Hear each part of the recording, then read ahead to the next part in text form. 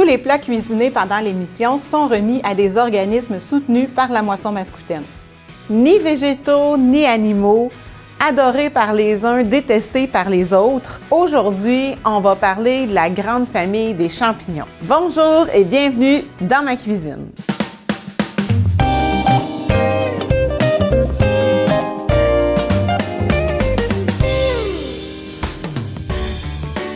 Les champignons sont à l'essence même du cycle de la vie sur Terre. Ils sont présents dans le registre fossile depuis au moins 450 millions d'années. Les champignons, ça pousse partout où se trouve de la matière organique. Les études montrent que les champignons sont très différents des plantes. D'abord, ils n'ont pas de chlorophylle, un élément qui est essentiel à la photosynthèse. Ils se nourrissent de matière organique contenue dans leur environnement, comme les animaux. Les cellules des champignons ont une paroi qui n'est pas faite de cellulose comme les plantes, mais plutôt de chétine, une molécule naturelle qui a été identifiée dans les carapaces de certains animaux invertébrés, comme les crustacés, les mollusques et les insectes. Aussi, les champignons ne stockent pas leur énergie sous forme d'amidon comme les plantes, mais plutôt sous forme de glucose comme les animaux. En plus d'être une espèce essentielle au cycle de la vie, les champignons sont très nourrissants et sont consommés par les êtres humains depuis des millénaires. On a retrouvé au sommet des Alpes une momie vieille de 5300 ans qu'on a appelée Otzi. Cet homme, qui a été préservé dans les glaciers, transportait dans son sac quoi? 2 champignons, un comestible et un autre qui était plus sec et qui servait à allumer des feux.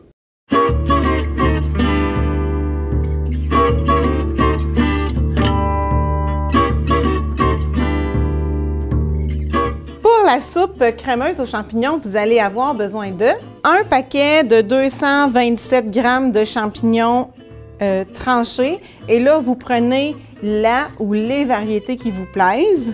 2 tasses de bouillon de poulet ou de légumes, un oignon haché, 2 tasses de crème à cuisson 35 ou 15 %, 2 cuillerées à table de beurre, une demi-cuillerée à thé d'aneth séchée, une cuillerée à thé de poudre de curry, du sel et du poivre au goût. Dans une grande casserole, on va faire fondre le beurre et on va faire rissoler nos champignons et nos oignons. Et là, quand on dit rissoler, habituellement, c'est à feu assez fort.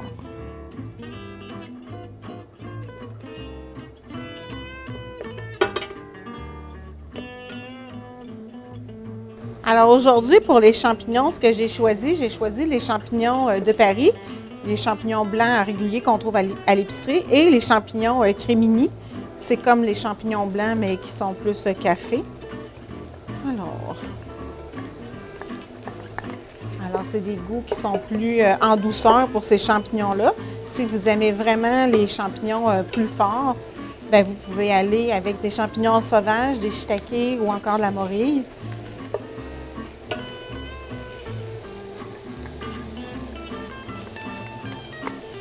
Vous pourriez choisir aussi de mêler plus de variétés de champignons.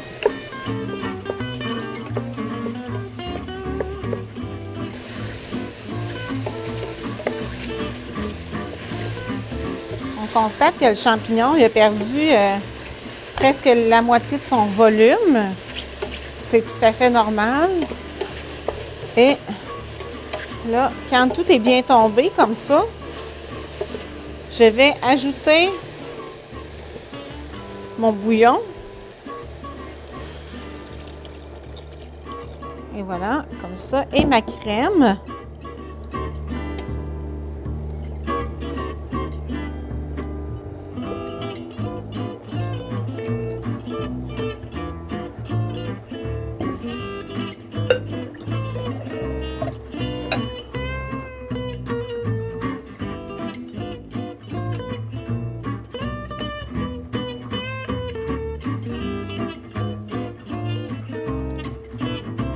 Je vais ajouter le curry, ça va teinter notre soupe. La demi-cuillerée à thé d'aneth séchée, si vous avez de l'aneth frais à la maison, c'est encore mieux, là. Ça, c'est pas salé du tout. Il y en avait un petit peu dans mon bouillon du sel, mais je suis convaincue qu'il va en manquer parce que la crème, c'est très, très doux.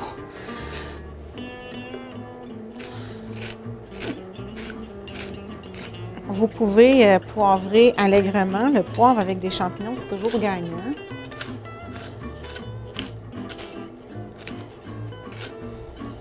On va laisser mijoter ça à peu près 3 à 5 minutes. C'est vraiment une soupe qui n'est pas longue à faire. C'est le fun, ça.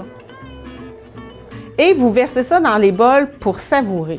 Mais si vous voulez faire une petite entorse à cette recette-là, moi, je vous propose d'y ajouter, quand vous allez sauter vos champignons, d'ajouter 2 cuillerées à table de farine et quand la soupe va être cuite, de passer ça au robot culinaire. Versez ça ensuite dans des verres à parfait et garnissez ça de crème fouettée non sucrée. Ça va avoir la couleur d'un milkshake garni d'une crème fouettée.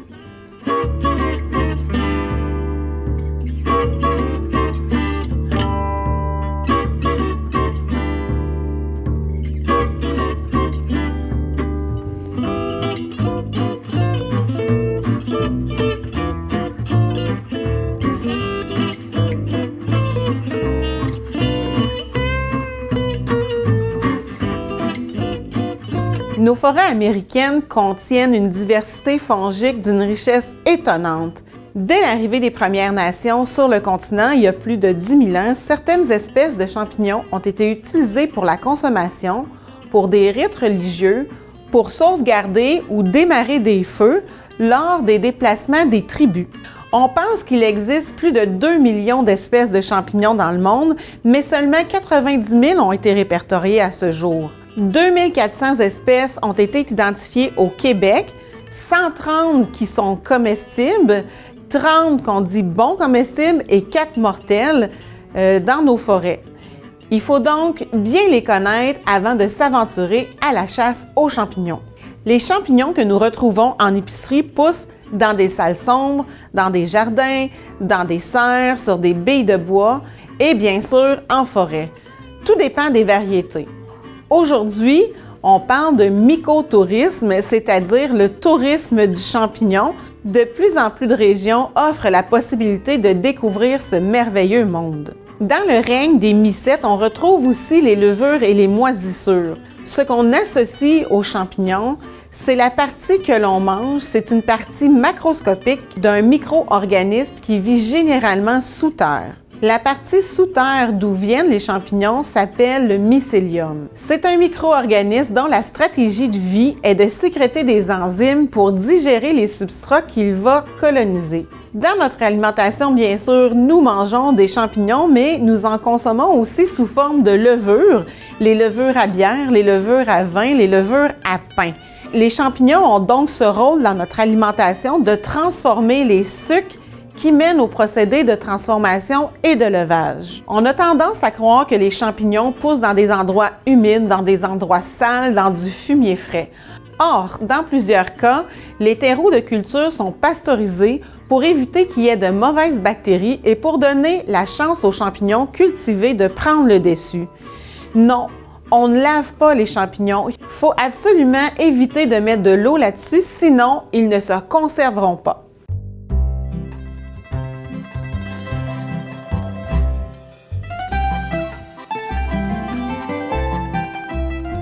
Pour les pâtes aux champignons, on a besoin de 3/4 de livre de pâte longue. Ça peut être des fettuccini, des linguini. Aujourd'hui, j'ai des macaronis longs. Autour d'une demi-livre de chorizo coupé en dés. Un paquet de champignons à votre choix, 227 g tranchés. Une tasse et demie de crème à cuisson, 15 ou 35 %. Un quart de tasse de pesto aux tomates séchées. Une demi-tasse de parmesan et quelques petites feuilles de basilic frais. La première étape va donc consister à faire cuire nos pâtes dans une eau salée, une eau bouillante. J'y vais.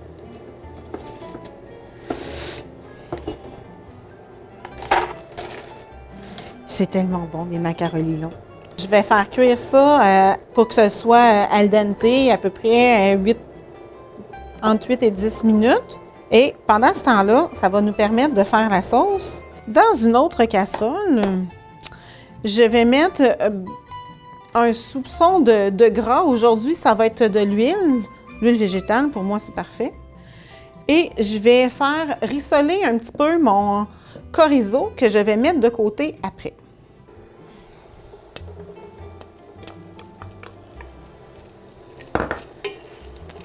À la maison, là, si vous n'avez pas de chorizo, vous pouvez mettre de la pancetta ou du bacon. C'est vraiment très bon avec du bacon aussi. Pour ceux qui sont craintifs face à l'hygiène et salubrité, sachez que le chorizo, c'est quelque chose qui est déjà cuit. Fait que même si je réutilise le même plat pour le mettre dedans, c'est pas très grave. Donc, dans mon gras de cuisson, je vais ajouter les champignons.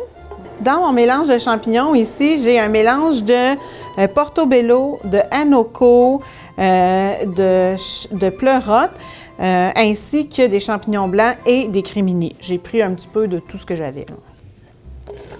Et voilà.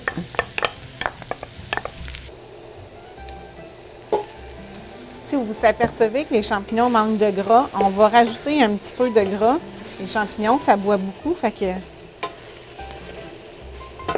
pour avoir un bon résultat, des fois, il faut en ajouter un petit peu. Si vous utilisez du bacon au lieu du chorizo, ajoutez de l'ail un peu dedans. Ça va vraiment donner un punch intéressant. On n'en met pas quand il y a le chorizo parce que le chorizo est déjà très relevé en paprika et en autres assaisonnements. Là. Et voilà, quand c'est saisi comme ça, je vais remettre mon chorizo au plat.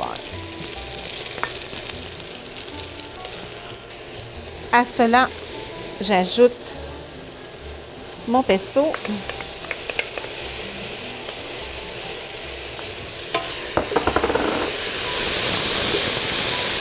La crème.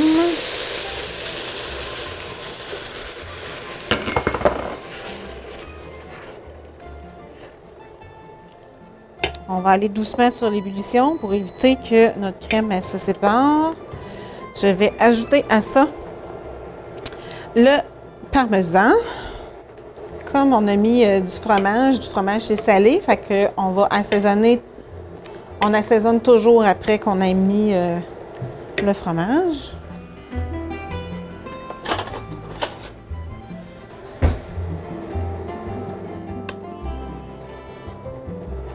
Pour vrai, là, ça se peut pas comment c'est bon.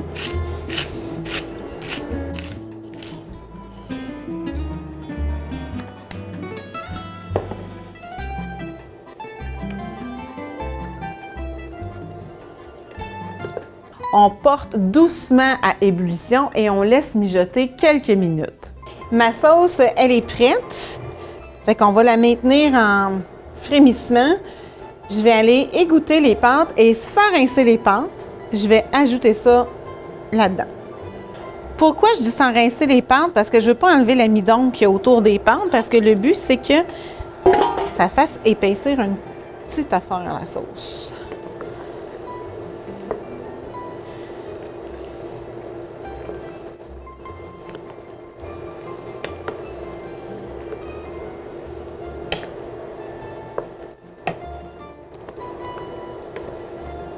Au service, vous pouvez garnir de feuilles de basilic. Vous pouvez aussi choisir de le faire gratiner.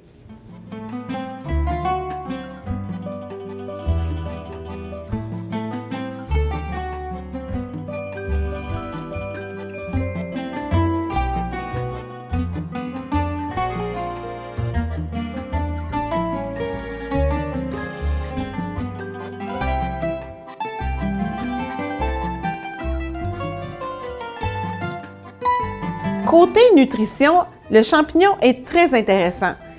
Il n'est pas très calorique. Il contient des glucides, essentiellement des fibres, dont des bêta-glucanes, un prébiotique qui est très bon pour la microbiote. Il contient aussi des protéines, entre 19 et 35 % lorsque les champignons sont séchés. Par comparaison, le riz en contient 7 % et le blé 13 %. Donc, si on fait une farine de champignons, la teneur en protéines est des plus intéressantes. c'est environ 1% de plus de protéines que les légumes frais. Les champignons sont aussi faibles en gras. Ils ne contiennent pas de cholestérol parce qu'ils ne proviennent pas des animaux. Ils ont une faible teneur en sodium. Ils contiennent des antioxydants, des lectines qui ont un impact très intéressant sur le système immunitaire.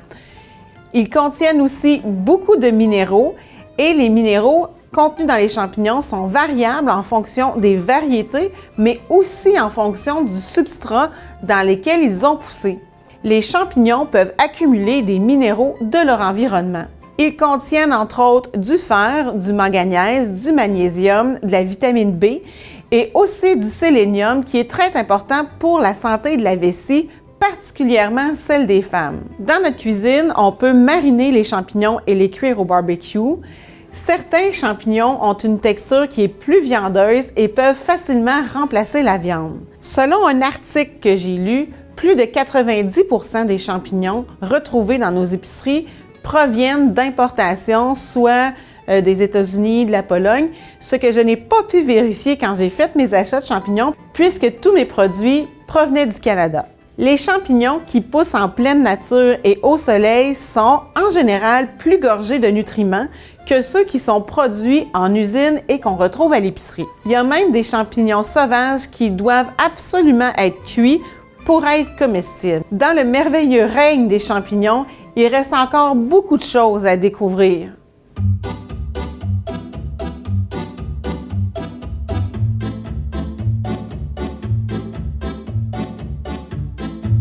Pour la pizza aux champignons, on a besoin bien évidemment de pâte à pizza. Ça peut être une pâte à pizza maison. Moi, j'ai acheté des comme ça, mais on a besoin, bien entendu, des champignons, 2 casseaux si vous en voulez plus. Et ensuite, on a besoin de sauce à pizza, de basilic, d'ail, d'un petit peu d'herbe de Provence et de l'huile, du sel et du poivre. Je ne vous donne pas de quantité parce que les quantités, on s'en fout éperdument. C'est vraiment à votre goût. Première des choses, on va faire notre sauce à pizza. Dans le fond, on va prendre une sauce à pizza, celle que vous voulez. Je vais la rehausser de basilic et d'ail. Je vais mélanger ça et je vais mettre ça en attente en attendant de préparer mes champignons. Dans la poêle, on va mettre un bon filet d'huile et on va faire rissoler nos champignons. À la maison, vous pourriez à la toute fin déglacer ça avec un petit vin blanc ou encore un petit Porto blanc. Ça pourrait donner quelque chose de vraiment intéressant puis d'ajouter une touche de crème. Mais nous, on va le faire vraiment juste comme ça. Et là, quand je fais des pizzas, moi, je mets vraiment des gros morceaux, là. Si vous avez envie d'ajouter de l'ail, des oignons dans ça, là, go, là, ça va parfumer. Fait que pendant que ça rissole un petit peu, je vais vous montrer tous les champignons que j'ai utilisés aujourd'hui. J'ai les pleurotes qui, quand on les coupe, ils viennent faire des lanières jusqu'au centre et c'est vraiment plein à l'intérieur. C'est ferme comme... C'est ferme, ça, comme champignon. On a aussi les portobello qui sont gros. C'est les gros champignons, ça. Comme ça. Il y en a même des plus gros que ça. C'est ceux-là ici. Ça fait vraiment des grosses tranches. Ça, c'est super bon. C'est assez doux comme goût aussi. Ensuite, j'ai les champignons Anoko. C'est ceux-là. C'est un petit champignon avec une saveur plus différente que les autres. Je vous dirais, là, on est dans le plus floral un peu. Alors, c'est ça. Puis, on constate ici que les Anoko, la tige, elle devient la même. C'est difficile à séparer, mais c'est comme tout des filets en dedans. Alors, quand on apprête ce champignon-là, on fait juste couper le bout ici. Le restant, tout est comestible. Et bien sûr, j'ai les crémini qu'on connaît bien, les champignons café, et les champignons de Paris, les champignons blancs qu'on connaît. Bien sûr, il y en a plein d'autres sortes. Là, vous allez pouvoir trouver en magasin les shiitake, les morilles, qu'est-ce qu'on a aussi? Les chanterelles. Il y en a plein de sortes. Ils sont beaux, mes champignons.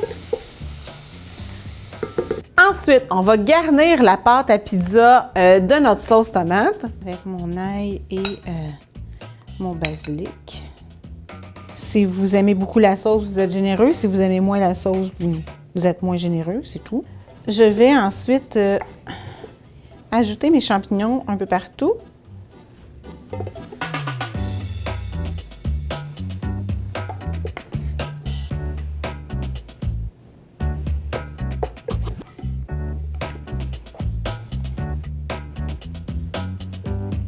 Bien que j'ai utilisé un mélange de champignons ici à la maison, si vous avez des champignons blancs, là, ça fait le travail en masse, là. Donc, il nous reste à répartir le fromage dessus. Dans la recette, il nous donne du mozzarella. Pour vrai, moi, j'aime ça avec un fromage qui est plus goûteux.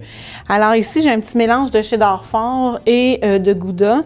Ça va vraiment nous donner un petit kick intéressant.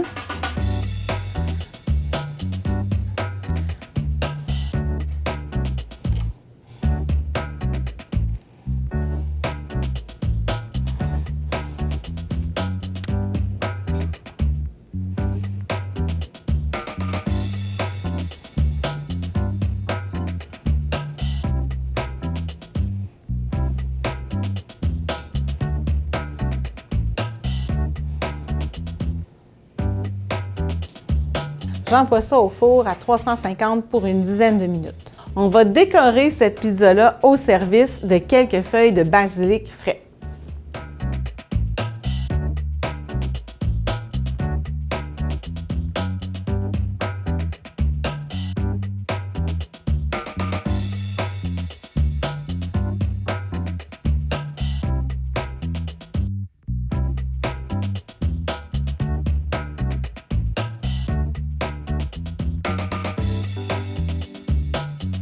Les champignons sauvages se propagent généralement dans les forêts mixtes un peu, mais encore plus dans les sapinières, les plantations, là où il y a beaucoup de végétation en décomposition. Quand on saute des champignons, c'est important d'y ajouter beaucoup de gras parce que les champignons en absorbent une grande partie. Une école de pensée dit que les champignons se lavent. Personnellement, je ne lave pas mes champignons, mais si vous souhaitez le faire, vous pouvez le faire à l'eau froide, à condition de ne pas laisser tremper les champignons dans l'eau et les sécher absolument rapidement. Pour déloger les impuretés, vous pouvez utiliser une petite broche à champignons et si vous n'en avez pas, une petite brosse à dents à poil souple va faire parfaitement l'affaire.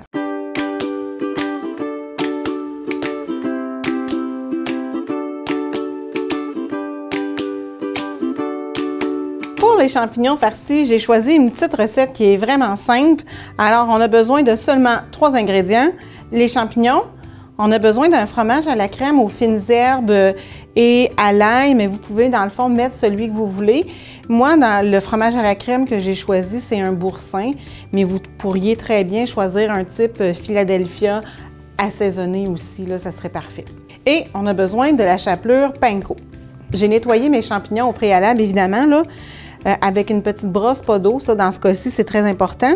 Alors, on va juste aller casser le pied du champignon pour avoir notre cavité toute bien comme ça, toute bien creuse.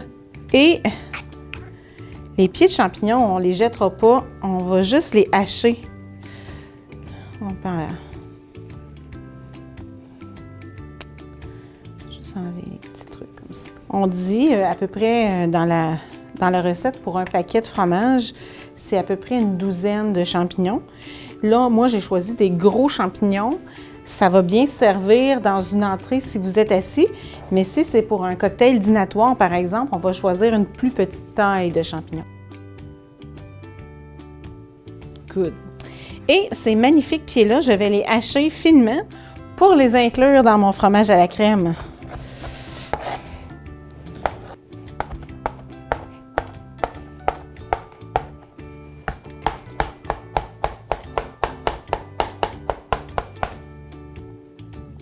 Je vais ajouter le fromage à la crème qu'on a préalablement tempéré parce que si vous faites ça puis que le fromage n'est pas tempéré, ça se passe pas toujours bien.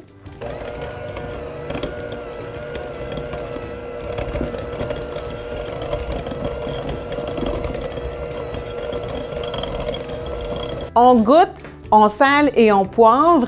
Et ensuite, on va garnir les chapeaux de champignons de cette préparation-là. J'avais sorti mon bébé cuillère à crème glacée, mais je pense que ça va être trop gros, fait que je vais me retourner vers des petites cuillères à thé.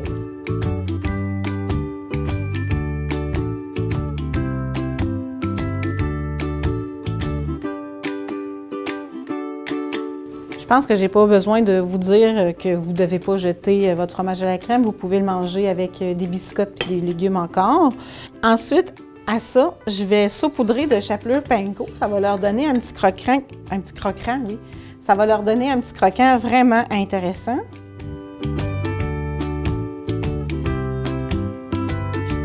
J'en mets partout. J'envoie ça au four à 425 pour une 15-18 minutes maximum.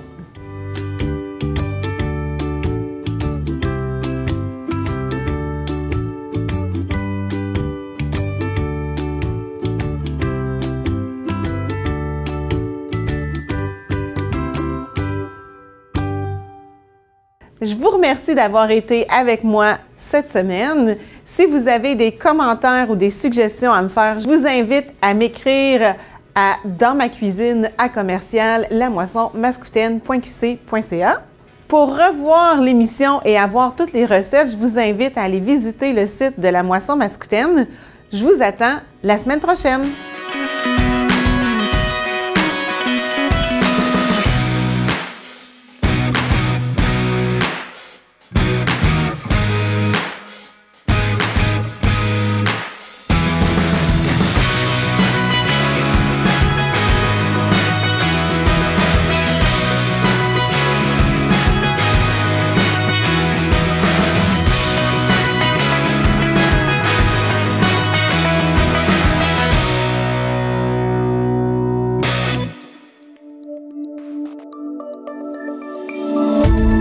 Cette émission d'Accès est appuyée par Cogeco et est rendue possible grâce à la collaboration de la communauté avec Nous TV.